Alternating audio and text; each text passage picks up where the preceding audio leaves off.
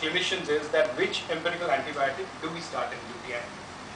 Because the culture sensitivity report is going to come back in 3 days and you have to make a call about the antibiotic to start. Patient comes back after 3 days or does not come back after 3 days. If he gets relieved, the antibiotic has worked probably, or he did not need an antibiotic and that's why he's not come back. Or the second option is he does return back and you need to change it to a better antibiotic, something which works on him. So there again we have two situations where the antibiotic has probably not worked or it has been the wrong choice of antibiotic. So we are going to try and help answer this question with the help of the data that is available today at BRC Hospital.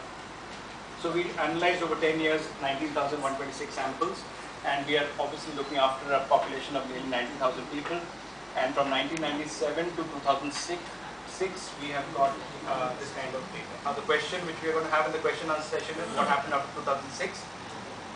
Most of the first years, 97, 98, 99, we were doing this manually. We were doing all the analysis manually. After 2006, the Amrita system came in, and 2007, and unfortunately since then we have not been able to extract the data, the microbiology data out of the system as yet. So our study has kind of stopped at 2006 and we are still waiting for technology to be able to extract that data back out of the system. It's sitting in there, but we don't have that available to us on a yearly basis. Now, where do these bugs come from? Urinary tract infection can be community, coming from the community or from the hospital. Hospital infections obviously are far more dangerous than the community infections, so the approach for hospital infection is quite different from the community-acquired urinary tract infection. Hospital infections would mean anybody who has been undergone any urologic manipulation, which could also mean simple catheterization or admission to the ward. So we have the bugs in the community category. Community bugs, the most common is E. coli, followed by Klebsiella, followed by Proteus. Now this is very commonly found at BRC Hospital, in Mumbai, in India, in the rest of the world.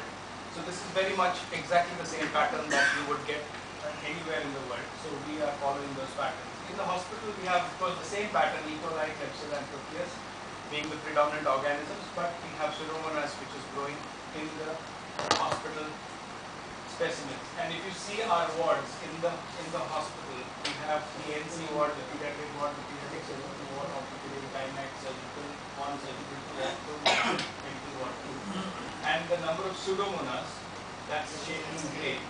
Obviously the surgical wards have got a large amount of Pseudomonas, which is our primary cause of concern in hospital-acquired urinary tract infection. Very difficult to treat these kind of infections, and you need a lot of powerful antibiotics. Unfortunately, nearly 15 to 20% of these Pseudomonas are resistant to all antibiotics, which makes life rather difficult for us at the hospital level. If you compare the dispensaries out here, the surgical, medical and pediatric OPD and the wards, you will find that the tall yellow lines are E. coli and the red dots are Pseudomonas. There is no Pseudomonas in any specimen sent to us from the dispensary. A few Pseudomonas we start appearing from the OPD specimens. And then as you start coming into the wards, the number of Pseudomonas infections, urinary tract infections, starts to go up. And this is the most dangerous trend that we are concerned about. Here is again a busy diagram. It's looking at 10 years, 1997 onwards to 2006. That's on the x-axis. We are looking at E. coli, Proteus, Klebsiella, Pseudomonas on the x-axis, and the years are on the y-axis. And we can see that over the years, the Pseudomonas in urine have shown a gradual rise. From 7.5 onwards, it's gone up to 14, nearly doubled itself in the last 10 years. This is again the cause of concern. It is a cause of concern for us, but if you see world figures, this figure has reached 50% at some places. So we are doing very well as far as our bugs are concerned in the hospital. Because in a typical tertiary care hospital in Mumbai city, Pseudomonas would be around 30% to 35%. So we are far better off than them. So the second part of the question is which empirical antibiotic to use in UTI. Again, a very busy table, sorry about that. But we've broken up the years into E. coli, Klebsiella and Pseudomonas. have the antibiotics out here, and we have 1997 when the study started, 2001, the 5th year of the study, and 2006, the 10th year of the study. And let us take a common prescription like Norflox. Norflox. How many people choose Norflox as the first antibiotic to give in UTIs? Okay, excellent. Thank you very much. And so let's forget about all the other antibiotics, because Ceftriaxone we have stopped using, chloramphenicol we don't use for various reasons, tetracycline is obsolete unfortunately. And we have resistance and we have Norflox out there in this busy table. And we can see that in 1997 you had 59% of specimens which were resistant to E. coli. So it did not work in 40 people. Oh, it worked in 40 people, it did not work in 60 people. 2001, 79, 2006, 86%. So for every 100 people that you prescribe Norflox, it works only in 14 people. And there's data which has to come back to us and we have to feed it back into our system so that we know that what the prescription practice should be. Look at Klebsiella. Again, Klebsiella, Norflox was very effective when it came in. Then it jumped to 60% and now it's up to 82%. Lastly, Pseudomonas is completely useless. If you have Pseudomonas growing in the urine, there's no point prescribing Norflox. Yes, And this still remains the most popular antibiotic that he's not we touching prescribe. the... Yeah, right. Since that was a busy table, I've taken only a spot map of 1 year, that is 1999. And let us see how this looks. We go back by flashback to 1999. We have all the antibiotics out here. We have the sensitivity, which is expressed by these green dots. We have the resistance, which is shown by these red bars. So the good antibiotic will have a balloon very high up in the air, which means it's very sensitive and it demonstrates low resistance. So let's look at the antibiotics in 1999, and we find chloramphenicol very sensitive, low resistance. But of course, chloramphenicol is that way because it's not used. We find nitrofurantoin sensitive, very low resistance. We find ceftriaxone very sensitive, low resistance. Now, 1999, third generation cephalosporins were coming in for all of us in that age group. This was a antibiotic which had just been introduced and already it was showing resistance.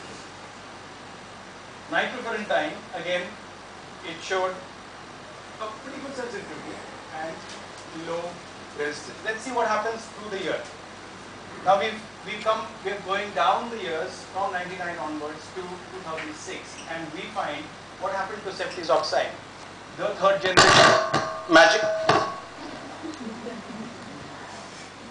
generation magic drug that was introduced, ceftriaxone.